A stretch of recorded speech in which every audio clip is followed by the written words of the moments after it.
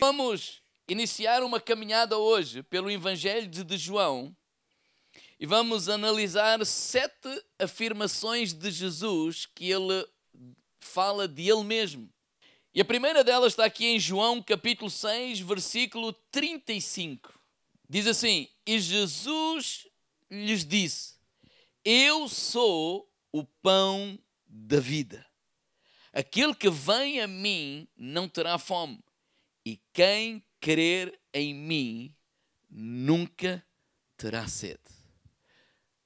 A afirmação que Jesus fez acerca dele próprio: Eu sou o pão da vida. Diga lá ao irmão ao lado: Jesus é o pão da vida. Pai, obrigado, Senhor. Que privilégio nós temos, Senhor, de podermos, junto com os nossos irmãos, estar na tua casa para te louvar e para te adorar, Senhor. Queremos, diante da tua palavra, te pedir a tua direção, Senhor. Que sejas tu a nos falar, a nos dirigir, a nos inspirar. Que seja o teu Espírito, Senhor, a trazer luz ao Evangelho, às Escrituras. Que nós possamos viver à altura dessa tua palavra, Deus. Em nome de Jesus. Então nós vamos percorrer João o capítulo 6. Para chegarmos a esta afirmação, para percebermos em que contexto é que Jesus diz a estas pessoas: Eu sou o pão da vida. E o Evangelho e o capítulo 6 começa com um dos milagres mais importantes. E quando eu digo mais importantes é porque ele está registado nos 4 Evangelhos, que é o milagre da multiplicação dos pães. Jesus está a pregar lá no deserto, a hora vai avançando e ele, perante toda aquela multidão de pessoas, diz a Bíblia, que eram 5.000 homens. Mas naquela altura não se contavam nem as mulheres, nem as crianças. E dizem os entendidos que estimam estar ali, ou estavam ali, mais ou menos 20.000 pessoas. E Jesus diz assim para os discípulos, que eles estavam preocupados: olha, já a hora já é tarde, é melhor mandá-los embora, senão já estão longe, para eles poderem ir buscar alguma coisa para comer. Eles estão no deserto. E Jesus diz aos discípulos: olha, deem vocês de comer a eles. E eles ficam preocupados, claro, porque há um discípulo que disse: 200 denários não vão chegar para dar, ou seja, e mesmo assim eles iam comer pouco, iam ficar com fome. E um denário era o trabalho de um dia, de um trabalhador, não é? De um dia inteiro. Então imagine, 200 dias de trabalho não chegavam para sustentar ou dar uma refeição a toda esta multidão. André diz: olha, está aqui um miúdo que tem um lanche, 5 pães e 2 peixes. Como quem diz, mas... E Jesus disse: olha, tragam lá os 5 pães e os 2 peixes. E mandou sentar a todos. Jesus orou, deu graças e diz que distribuiu pelos discípulos. Os discípulos distribuíram pela multidão e toda aquela multidão se saciou através daqueles 5 pães e 2 peixes. Significa que houve uma multiplicação. Porque ninguém ficou com fome, porque esse milagre termina a dizer que todos ficaram saciados, todos ficaram satisfeitos, todos ficaram bem. E no final ainda sobra 12 cestos. Diga ao irmão lá: 12. 12 cestos.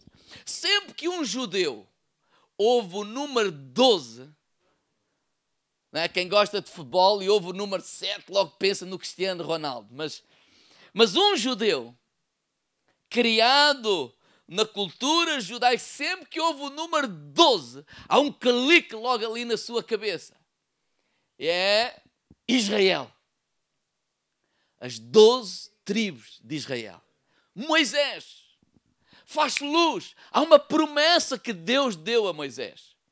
E essa promessa está escrita em Deuteronômio, não precisam de abrir, apontem só, Deuteronômio capítulo 18, verso 15. E essa promessa diz assim: o Senhor teu Deus te despertará um profeta do meio de ti e de teus irmãos, como eu, e a ele ouvireis. Ou seja, é uma promessa que fala acerca de Jesus. Ou seja, vai aparecer no meio de Israel, não é, um profeta.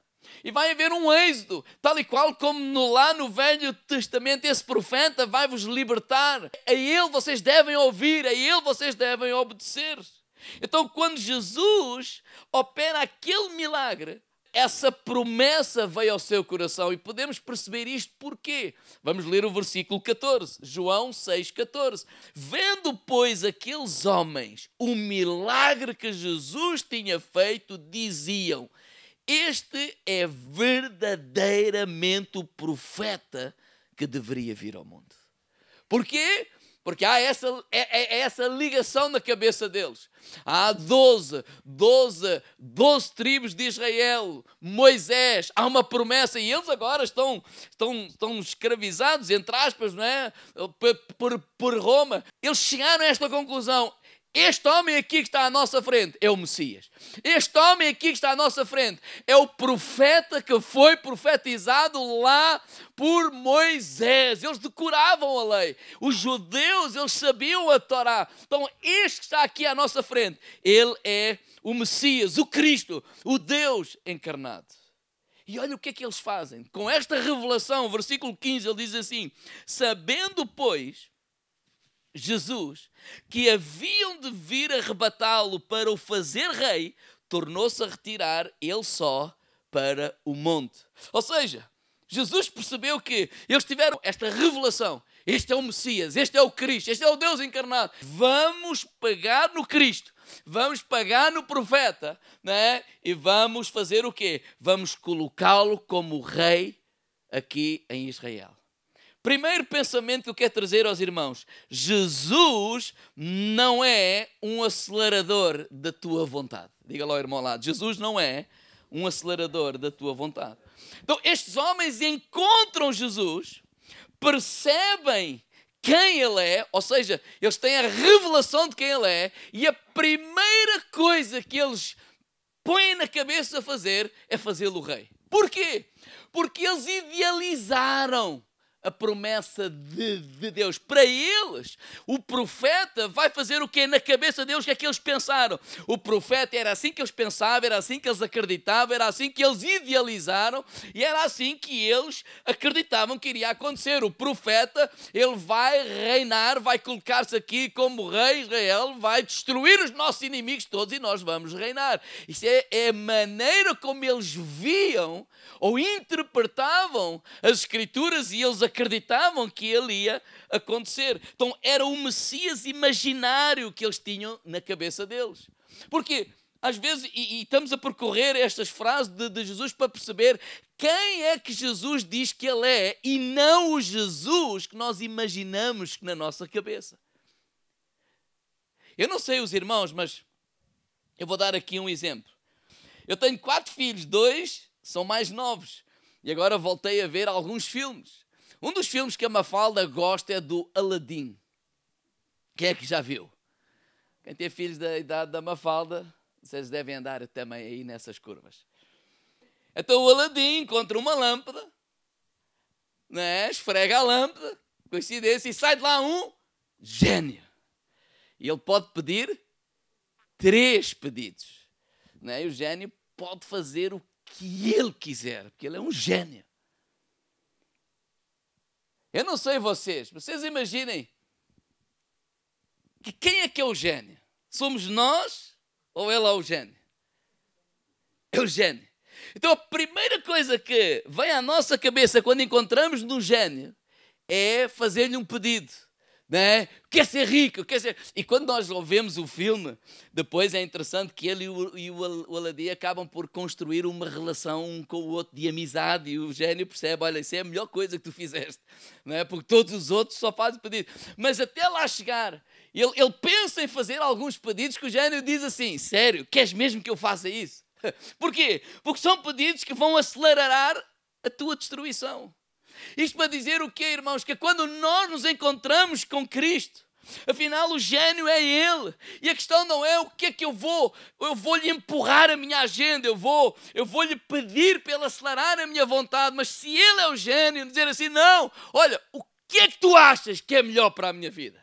Qual é a tua vontade para a minha vida? Porque, ao fim e ao cabo, quem é que é o gênio? Ao fim e ao cabo, o gênio é Ele.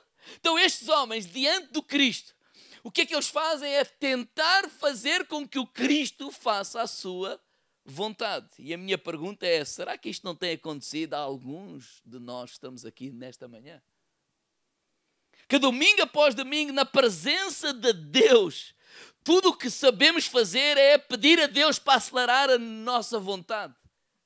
E não caímos em nós e dizer assim, não, Ele é que é o gênio, Ele é que é o Senhor, Ele é que sabe o que é melhor para mim.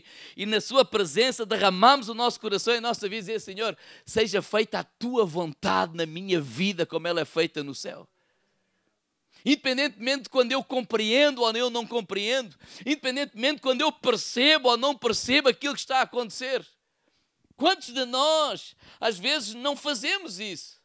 E tal e qual como eu vejo lá no filme, dizer assim, olha, Deus é tão bom, tão bom, tão bom, que Ele não faz algumas coisas que tu queres, porque isso iria acelerar a tua destruição. Então, Jesus não é um acelerador da nossa vontade. Vamos continuar. Jesus retira-se dali, vai orar, os discípulos ficam por ali, entretanto, eles entram no barco, vão para outra banda, Jesus ainda não está lá, levanta-se um grande temporal, Jesus aparece lá, não é, a andar sobre as águas, e eles chegam são e salvos ao outro lado. Quando eles chegam ao outro lado, diz assim, versículo 24, vendo, pois, a multidão que Jesus não estava ali, nem os seus discípulos, entraram eles também nos barcos e foram a Cafarnaum em busca de Jesus. E achando-o no outro lado do mar, disseram-lhe, Rabi, quer dizer mestre, não é? Quando é que chegaste aqui? Jesus respondeu-lhes, na verdade vos digo, que me buscais não pelos sinais que viste, mas porque comeste do pão e vos saciaste. Eles chegam ao outro lado e a primeira coisa que eles fazem, mestre, é uma atitude de respeito, de talvez até adoração, de reverenciar, etc. Mas Jesus não está iludido. Jesus sabe muito bem porque é que aquelas pessoas andam atrás dele. Jesus sabe muito bem porque é que eles também agarraram num barco e foram atrás de Jesus. E Jesus diz lá claramente, olha, vocês vieram ter comigo, andam atrás de mim. Não. Disse, em verdade vos digo, buscais não pelos sinais que viste, mas porque comeste do pão. Ou seja, vocês vêm atrás de mim por causa do comer do pão que eu vos dei ontem. E agora vocês querem mais pão. Segundo pensamento, primeiro pensamento é Jesus não é um acelerador da nossa vontade. Segundo, Jesus é o pão da vida. Digo ao irmão ao lado, Ele não é o padeiro da vida. Ele é o pão, Ele não é o padeiro. Por quê? O que Jesus está a dizer assim, vocês não estão atrás de mim, vocês estão atrás do que eu posso vos proporcionar. Vocês não me amam, vocês amam aquilo que eu vos dou, ou posso dar, ou acreditam que eu posso dar. Vocês não querem intimidade comigo, vocês querem as coisas que eu vos posso dar. Ou seja, o vosso Deus não sou eu. O vosso Deus não é Jesus. O vosso Deus é aquilo que Jesus pode fazer por ti. É aquilo que Jesus pode fazer por vocês. Porque vocês viram, olha, Jesus curou o A, Jesus fez isto, Jesus fez aquilo. Quem sabe Ele também me pode curar a mim, ou quem sabe também Ele pode me abençoar, quem sabe então eu posso ter uma vida melhor. Então eu ando atrás não de Jesus, mas daquilo que eu acredito que Ele pode me proporcionar. E quando eu digo Ele é o pão e não o padeiro, porquê? Imagine, nós em Portugal, se há coisas que temos boas, digo ao irmão ao lado, é o pão. Quando nós vamos a esta padaria ou aquela padaria, porquê? Porque aquela padaria ou a outra padaria ou outra que até pode estar mais longe, tem o pão que eu gosto. Então, quando eu vou à padaria, Eu não quero saber o nome do padeiro. Eu não quero ter intimidade com o padeiro. Eu não conheço, nem estou nem aí para o conhecer. Eu vou lá por causa de quê? Do pão. E aquele padeiro proporciona-me o pão que eu gosto. É daí que este pensamento, Jesus é o pão da vida, não é o padeiro. Será que para alguns de nós aqui, Jesus tem sido o padeiro da vida? Ou ele é o pão? Porque quando pensamos em padeiro, não pensamos em intimidade. Quando pensamos em padeiro, não pensamos sequer em relacionamento. Quando pensamos em padeiro, nem sequer pensamos em beber um café com o padeiro. O que eu quero mesmo é o pão que aquele homem faz. Porque ele é bom nisso. O que é que Jesus é para ti? O que é que Jesus é para nós? Porque estamos a querer chegar lá, àquela declaração de Jesus. Jesus é para nós o pão, ou ele é o meio para conseguir esse pão? Vamos continuar, versículo 27. E Jesus explica porque é que ele está a dizer isto. Versículo 27 diz, olha, trabalhai não pela comida que perece, mas pela comida que permanece para a vida eterna, a qual o Filho do Homem vos dará, porque a este o Pai, Deus o selou. Qual é a ênfase de Jesus? Trabalhai pela comida que... não andem atrás da comida que perece. Ou seja, não busquem apenas o pão físico. O pão físico é importante, sim, mas o Jesus está a dizer assim, olha, não busquem apenas o pão físico. Não busquem apenas as coisas aqui nesta terra. Vamos ser um pouco mais ambiciosos do que viver 70, 80, 90, 100 anos aqui nesta terra. Vamos ambicionar algo que tem a ver com a nossa vida eterna. E é isso que Jesus está a falar aqui.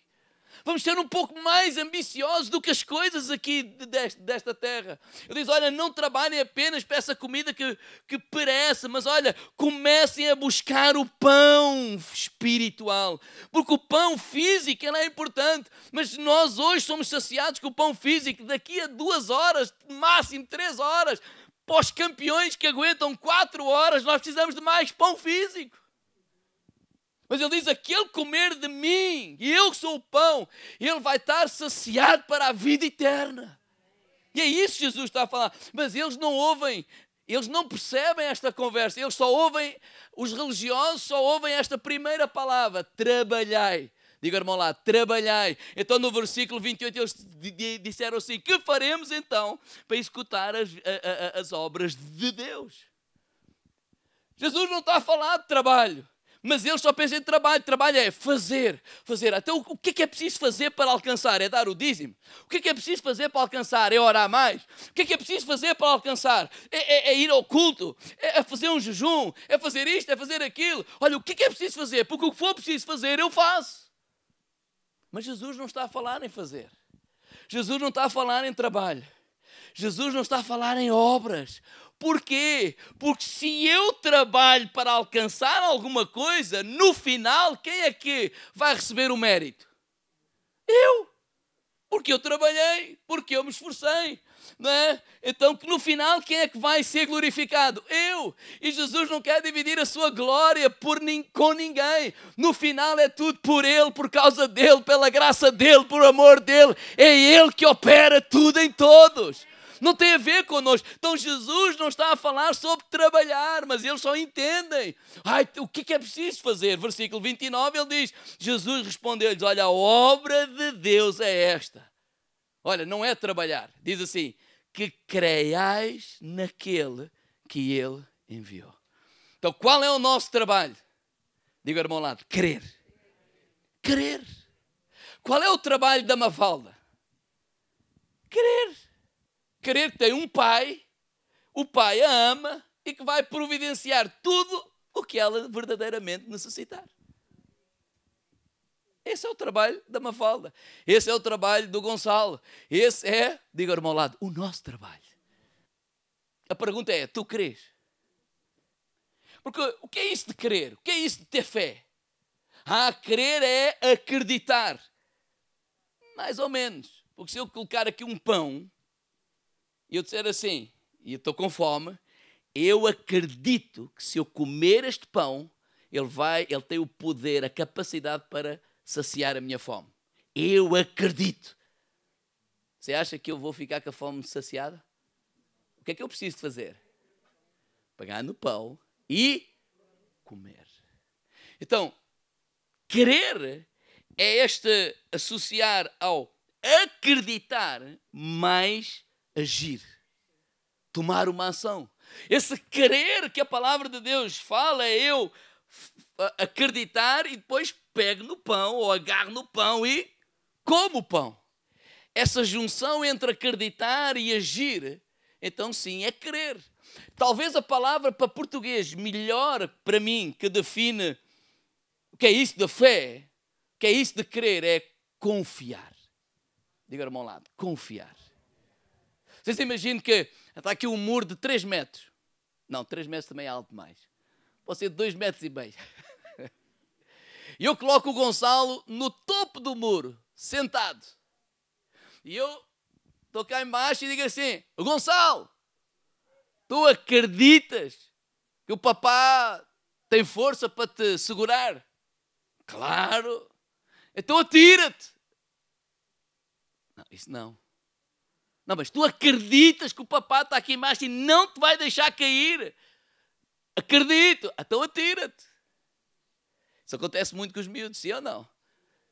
Quando eu vou à piscina, né, estamos numa piscina e meto eles lá em cima e diz, agora atira-te.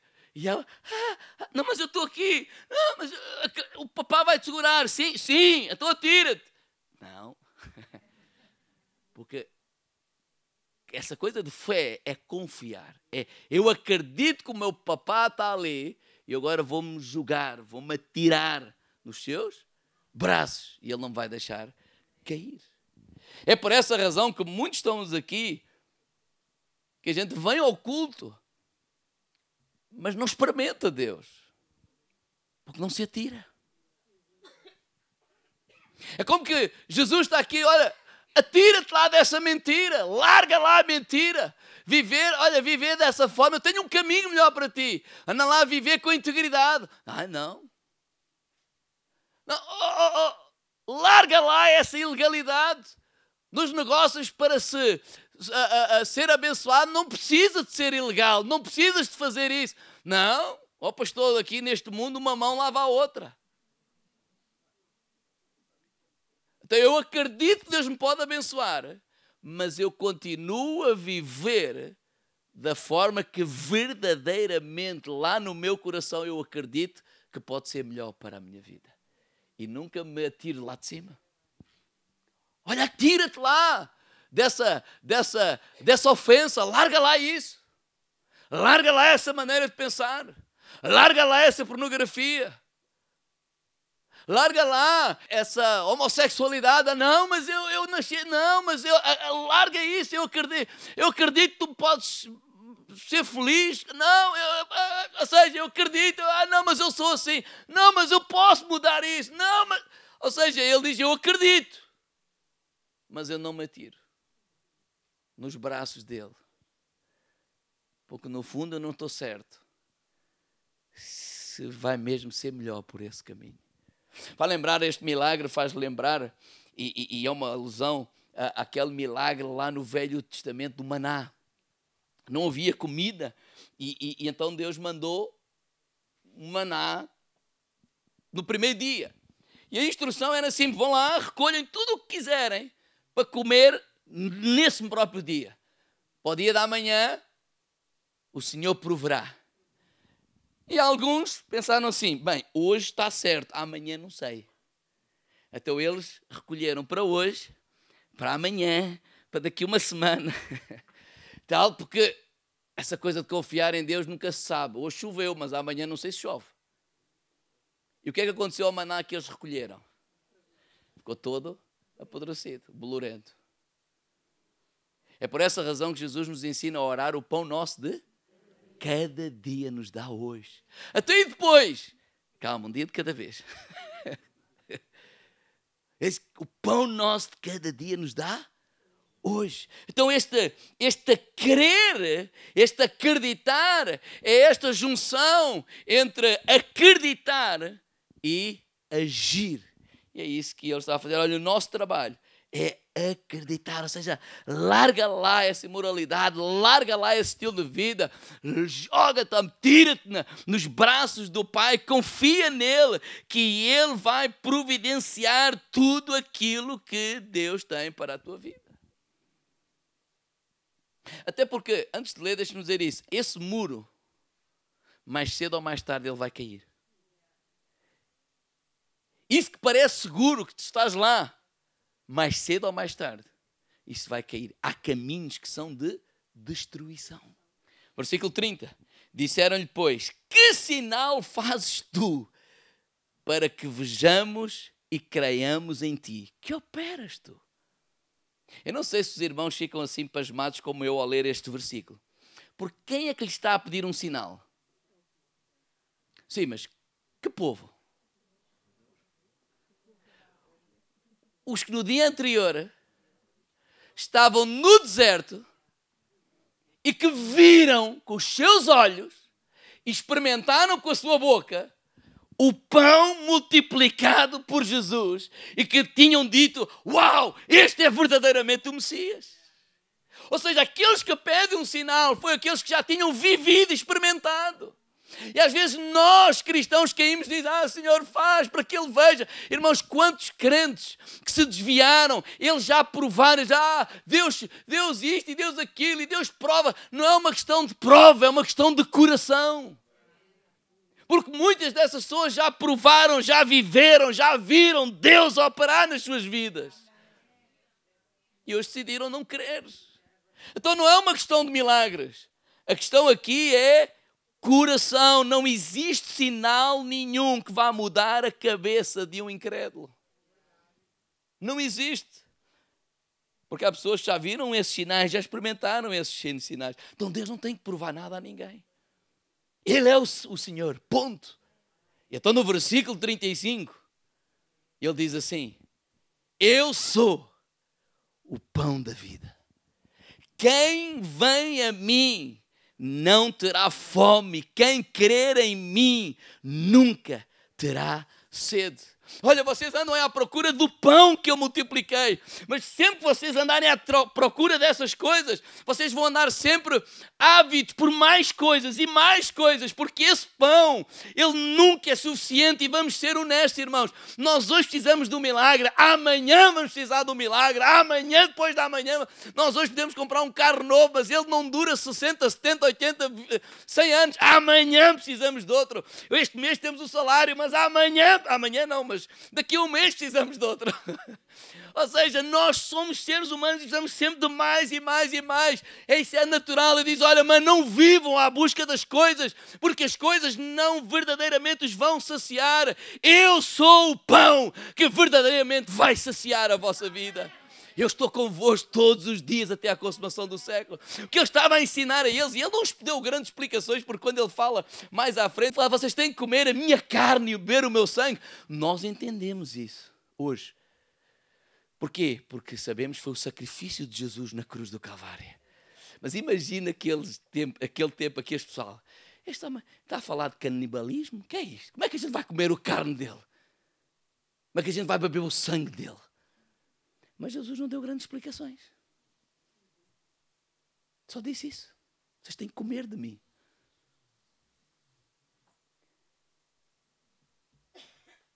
Irmãos, não está a dizer que Deus não traz o pão nosso, não nos supre, não nos abençoa.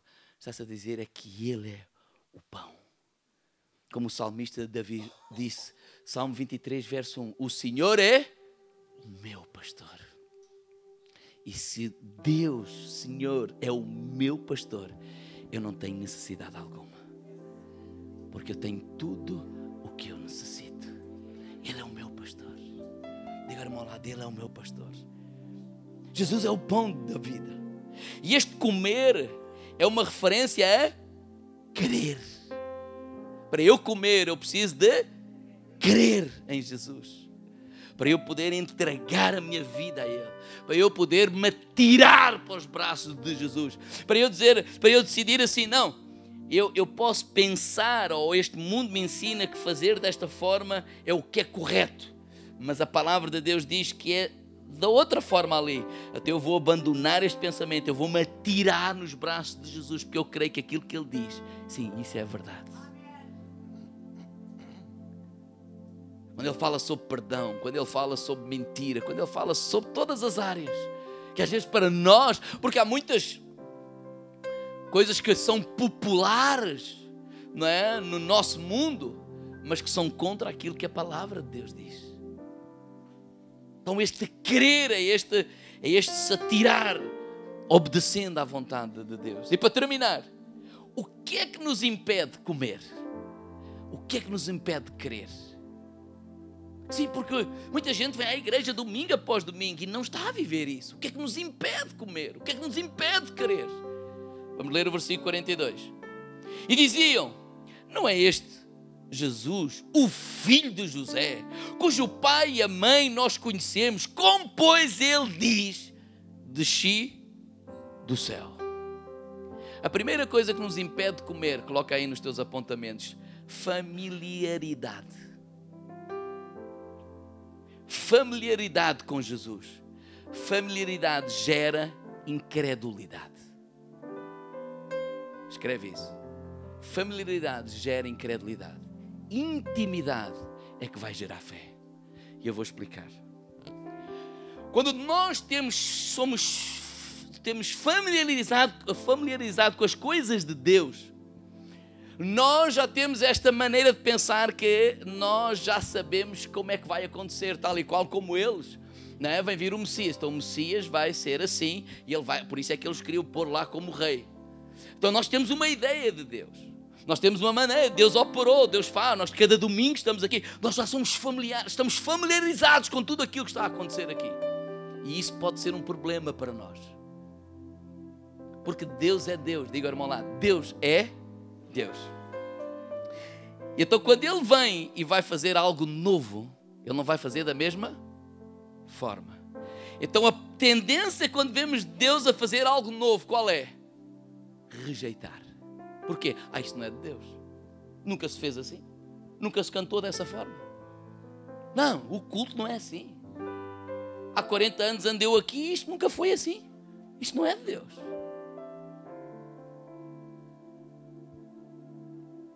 Ele não é o pai dele, não é o José, o carpinteiro. Ele fez a minha mesa lá da cozinha. Ele está a dizer que desceu do céu. Veio da andorinha. Isso gera incredulidade. Familiaridade gera incredulidade. Cuidado, para nós não estarmos tão familiarizados com as coisas de Deus que perdemos o que Deus quer fazer na nossa vida. Eu já sei, eu já estudei. Não, porque o problema é sempre o mesmo. Nós estamos familiarizados com as Escrituras, com o que está escrito, e sabemos isto e sabemos aquilo. Mas Ele é o Senhor.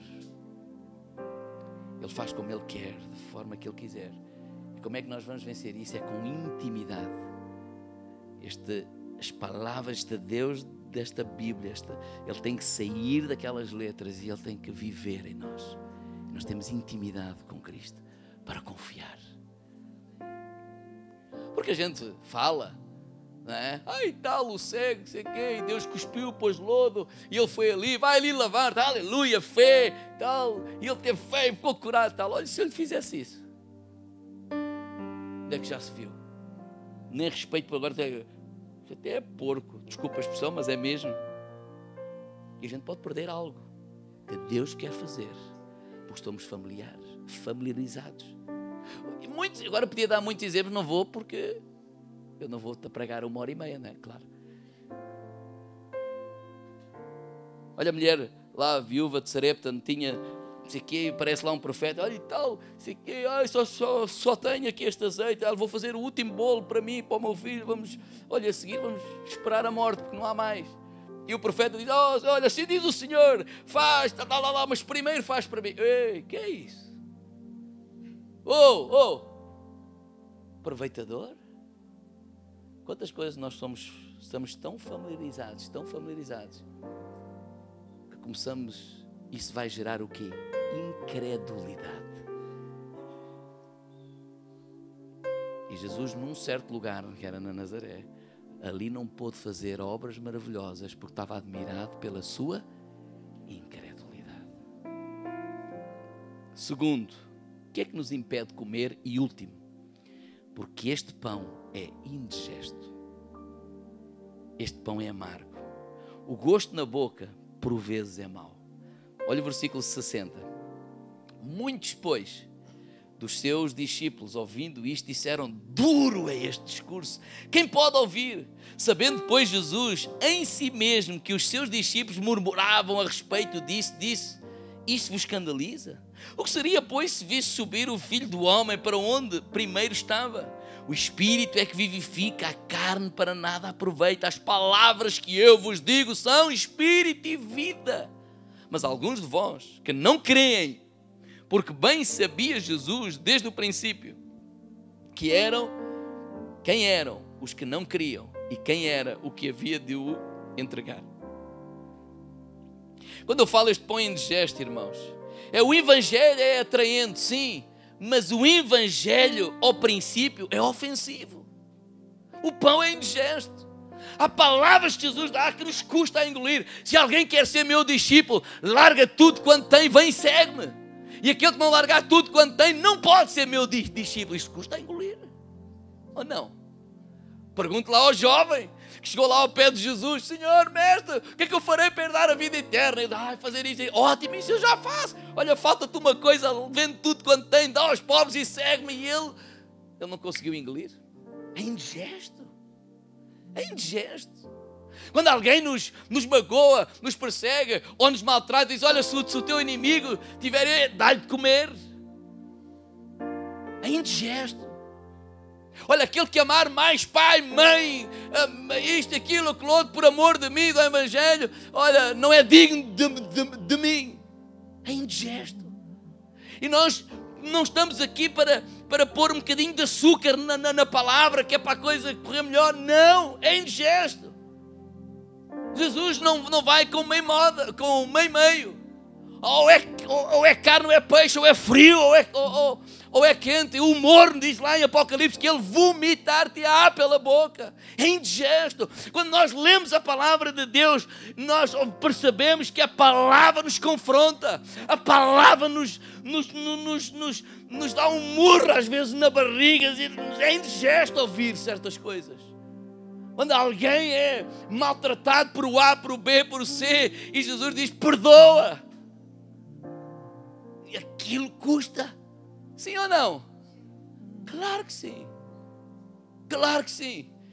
Eu podia estar aqui a dar mais exemplos. Por isso é que eles disseram assim: duro é este discurso. Duro é este discurso. Então há pessoas que não vão comer. Há pessoas que não vão comer. Há pessoas que não vão crer. Há pessoas que vão dizer: não. Eu vim cá porque eu pensava que Jesus pode mudar a minha vida. Não, mas ele pode. Não, mas eu largar esse ídolo é que eu não faço. E é tão indigesto que as pessoas criticam. Os pastores são isto, a igreja é assim, camada de malandros. Isso não é nada de novo. Foi tão indigesto que mataram Jesus. Não o glorificaram, mataram. Que aquilo que ele dizia era tão indigesto. Olha o João Batista, ele pregou, não é, que a idolatria não, a prostituição, o adultério era pecado. E o que é que lhe valeu? Valeu a morte. É indigesto. Lá o que mandava na altura: esse João Batista está aí, o que ele está a falar está aí que mudar. Mata, acabou, desaparece com ele. Pronto, já está melhor. É indigesta a palavra de Deus. Versículo 66 diz: desde então muitos dos seus discípulos tornaram para trás e já não andavam com ele. Então Jesus disse aos 12: quereis vós também retirar-vos? Jesus não disse assim: espera lá, eu já estou a ficar sem ninguém, é melhor eu mudar aqui a palavra, que é para a coisa ser melhor. Não. Os 70 e outros que andavam com ele foram embora. A igreja de Jesus diminuiu nesta altura. E Jesus olhou para os 12 e disse assim: vocês também querem ir embora? E o que é que Pedro disse? Mestre, para onde é que nós vamos? Só tu tens as palavras da vida eterna. E nós temos crido e conhecido que tu és o Cristo, o Filho de Deus. Oh, este Pedro teve a revelação que nós precisamos de ter. Não, nós não andamos atrás. O nosso Deus não é aquilo que tu nos podes dar. Nós reconhecemos, tu és Deus encarnado. Tu és o Senhor das nossas vidas. Tu é que foste aquele que foi à cruz do Calvário, morreu por cada um de nós. E eu sou mais ambicioso do que esta vida aqui nesta terra. Eu quero viver eternamente contigo. Jamais eu vou embora. Só tu tens as palavras da vida eterna. Só tu tens as palavras da vida eterna. Por isso é que eu disse: eu sou o pão da vida. Ele não é nenhum padeiro. Ele não é o acelerador da nossa vontade. Ele é o nosso Senhor. E se tu não tiveres essa revelação, tu estás como estes homens, que pensas que andas atrás de Jesus, mas tu andas atrás daquilo que acreditas que Jesus te pode dar. Isso é uma questão de tempo. Porquê, pastor? Porque se Ele não der, tu vais te virar para alguém, para o Deus que alguém te disser que te pode dar aquilo que tu verdadeiramente queres. Então não tem a ver com, isto é aqui, a igreja assim, a igreja assim. Esquece lá isso. São desculpas para nós, por causa dos deuses que estão nos nossos corações, na nossa vida. Não é só no Velho Testamento que havia deuses. Há deuses nos nossos corações. Eu não estou a falar de vocês, estou a falar de nós. Nós, é normal. Nós vamos, mesmo já depois de crentes, a gente vai sendo abençoados. E Deus nos abençoou com isto, e Deus nos abençoou com aquilo, e Deus nos abençoou com tanta coisa. E a gente, glória a Deus por isso. Podemos desfrutar disso. Mas também podemos, sem querer, começar-nos a abraçar a isso como que o Deus da nossa vida, esquecendo que quem nós éramos, o que nós tínhamos e o que nós somos em Cristo Jesus. E claro que a vontade de Deus para ti e para mim, ela é boa, ela é agradável e ela é perfeita, como diz lá em Romanos capítulo 12, verso 2. Mas há vezes, há situações, há fases na nossa vida que nós não compreendemos aquilo que estamos a viver, sofremos, choramos amargamente por muitas circunstâncias à nossa volta, mas sabemos que este pão do céu, Ele está em nós. É esse pão do céu que traz consolo. Esse é o verdadeiro alimento. É Ele que nos fortalece. É Ele que nos sustém de pé. Se nós estamos aqui hoje, é por causa desse pão do céu que desceu e vive em cada um de nós. É essa mensagem que nós temos que levar às outras pessoas. Mais do que tudo aquilo que tu desejas, o que tu necessitas, é o pão que desceu do céu, Jesus Cristo.